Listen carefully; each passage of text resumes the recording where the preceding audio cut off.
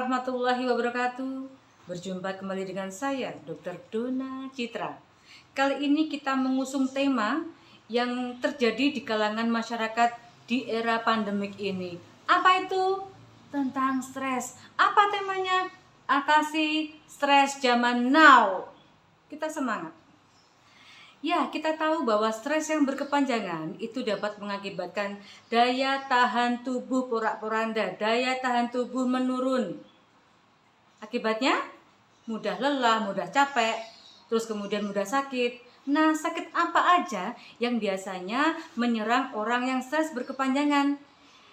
Bisa sakit perut atau sakit mah, kemudian serangan jantung, bisa stroke, bisa depresi, bisa gangguan tidur, dan lain-lain. Nah, bagaimana cara mengatasi stres? Ya, kiat-kiatnya untuk mengatasi stres. Yang pertama adalah keluh kesah. Keluh kesah pada siapa? Orang yang tepat. Siapa itu orang yang tepat? Orang tua? Atau saudara? Atau sahabat yang bisa dipercaya? Kemudian psikolog. Nah, kalau psikolog ini ahlinya. Atau psikiater. Psikiater juga ahlinya untuk mengatasi problem kejiwaan kita, problem masalah stres ini. Nah, ketika Anda curhat ya atau keluh kesah, maka yang pertama ada lega karena mengeluarkan unek-unek, mengeluarkan keluh kesah kita. Yang kedua, Anda dapat solusi dari orang-orang yang ahli di bidangnya atau orang-orang terdekat Anda. Yang kedua adalah olahraga rutin. Ya, jangan lupa lakukan pemanasan terlebih dahulu sebelum olahraga supaya habis olahraga badan terasa enak, tidak kram, tidak pegelinu, tidak cedera. Ya, olahraga apa? Olahraga yang Anda sukai dan ringan, tidak perlu berat. Misalkan pingin yang agak berat dok, tidak apa-apa. Ya, tapi jangan yang terlalu berat. Yang enjoy aja menurut Anda. Karena olahraga ini bisa meringankan stres. Olahraga apa? Bisa jalan cepat, bisa jalan santai, bisa berenang. Kalau Anda bisa berenang, bisa bersepeda, ya. Duh, saya pengen berenang dok. Ya monggo silakan. Asalkan happy loh ya, asalkan bisa loh ya. Itu masalahnya dok, saya nggak bisa renang. Ya jangan renang, nanti kelelep, nanti tenggelam. Pilih olahraga yang lain ya. Dok, saya pengen bersepeda. Ya monggo silakan bersepeda. Tapi saya nggak bisa bersepeda lah ya. Jangan bersepeda. Cari olahraga yang Anda bisa lakukan. Nggak bisa bersepeda kok pengen bersepeda. Kan ya aneh, kan ya lucu ya. Iya, cari olahraga yang Anda mampu, yang Anda bisa, yang Anda enjoy terhadap olahraga tersebut. Nah, berikutnya yang ketiga adalah pijat relaksasi atau spa. Nah, kenapa? Karena ini bisa melenturkan otot-otot kita, melonggarkan atau merelaksasi otot-otot kita, sehingga Anda merasa nyaman, ya, lebih rileks, lebih tenang, dan tidur Anda akan menjadi bagus, lebih berkualitas, ya. Kualitasnya juga akan ditambah. Misalkan Anda spa atau pijat relaksasi pada sore harinya, ya, malamnya Anda akan terasa ngantuk. Itu jangan dilawan, tidur aja. Ngantuk, tidur aja. Ya, supaya apa? Supaya Anda bisa tidur nyenyak, ya. Nanti pagi bisa bangun enjoy fresh. Yang biasanya bangun tidur itu akan tidur nyenyak. Kemudian berikutnya adalah lakukan aktivitas yang menyenangkan atau lakukanlah hobi Anda yang positif. Apa yang positif bagi saya? Nah, Anda sendiri yang tahu apa yang positif untuk Anda sendiri. Misalkan Anda inginnya menyanyi. Dok, suara saya cempreng dok, suara saya tidak bagus. Loh, kita tidak butuh suara bagus karena ini untuk Anda sendiri. Untuk menterapi Anda sendiri. Lakukan yang terbaik, hobi yang terbaik. Pengen nyanyilah. Ya, suara cempreng, suara tidak bagus, tidak apa-apa. Ya kan yang dengarkan Anda sendiri. Iya, benar nggak ya? Dan saat stres, nyanyilah lagu-lagu yang penuh semangat atau yang ceria. Sementara waktu jangan lagu yang melo. Karena lagu melo itu mengingatkan kita pada kesedihan. Ya, sementara waktu disimpan lagu melonya. Nanti kalau sudah agak stres ya, boleh silakan sesekali atau beberapa kali sama bisa lagu yang melo, bisa lagu yang ngebeat, itu terserah Anda ya.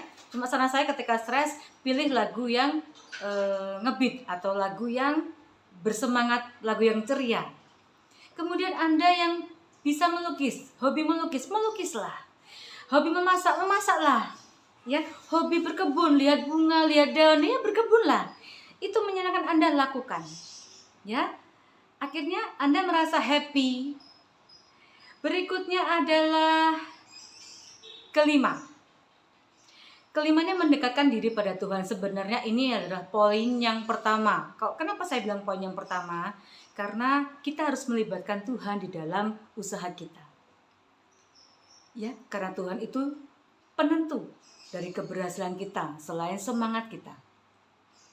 Banyak hal yang terjadi karena izin Tuhan. Nah, bagaimana ini? Dekatkanlah diri pada Tuhan. Mintalah, berdoalah kepada Tuhan yang sesungguh-sungguhnya.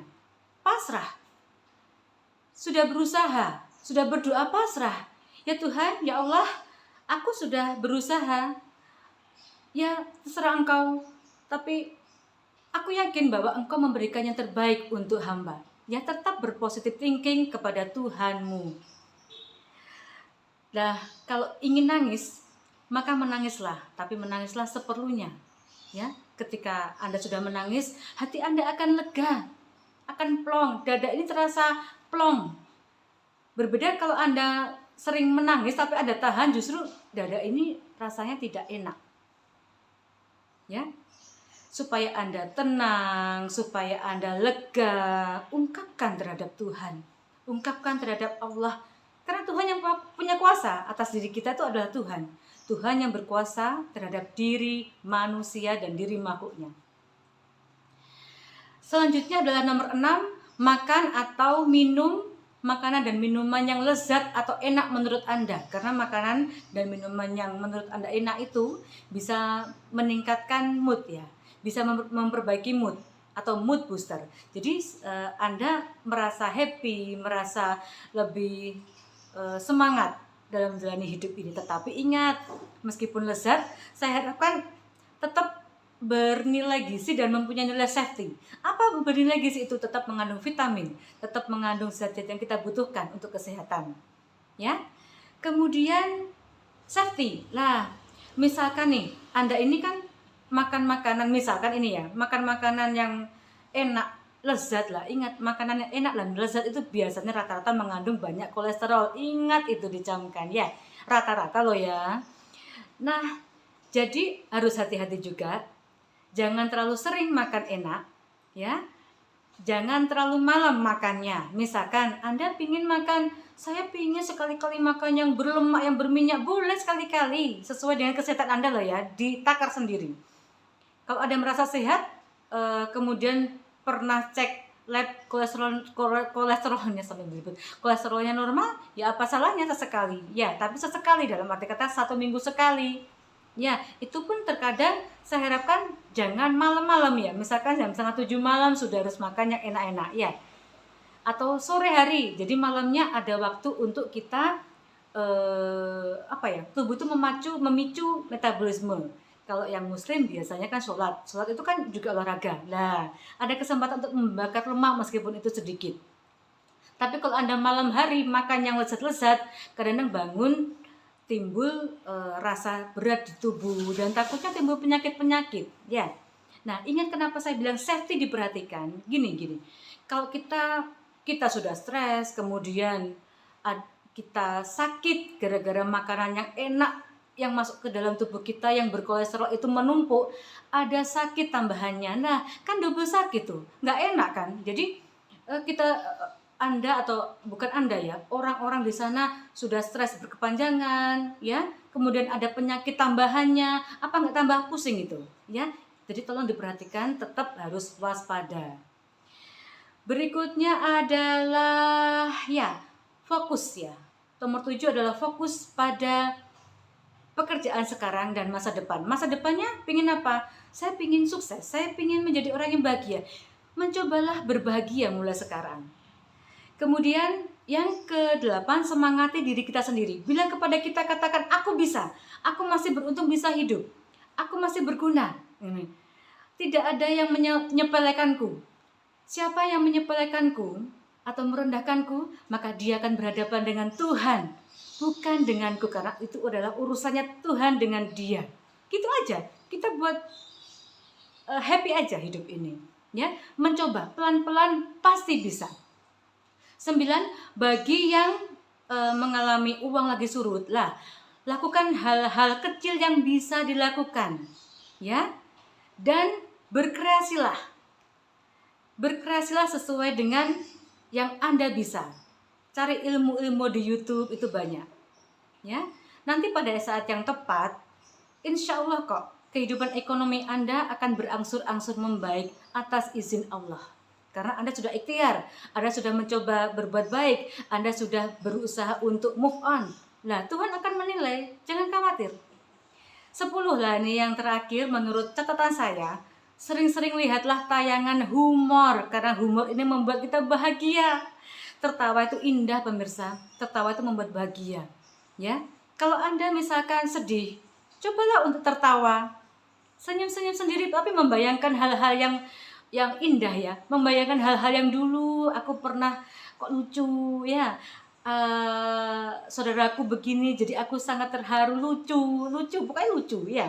Sesuatu yang lucu. Atau tayangan-tayangan di YouTube mungkin yang ada humor-humornya, atau di televisi yang ada humor-humornya, itu akan membuat Anda happy dan makin bersemangat kembali, ya. Demikianlah 10 tips dari saya, ya. Semoga bermanfaat, karena ini bukan sekedar teori, ya, tapi ini juga dipraktikkan bagi Anda yang mempunyai masalah stres ataupun depresi. Sekian, semoga bermanfaat. Jangan lupa like dan subscribe YouTube saya bila bermanfaat dan Anda berkenan. Saya pamit diri. Assalamualaikum warahmatullahi wabarakatuh. Dan berjumpa lagi dengan pertemuan di YouTube berikutnya. Dah.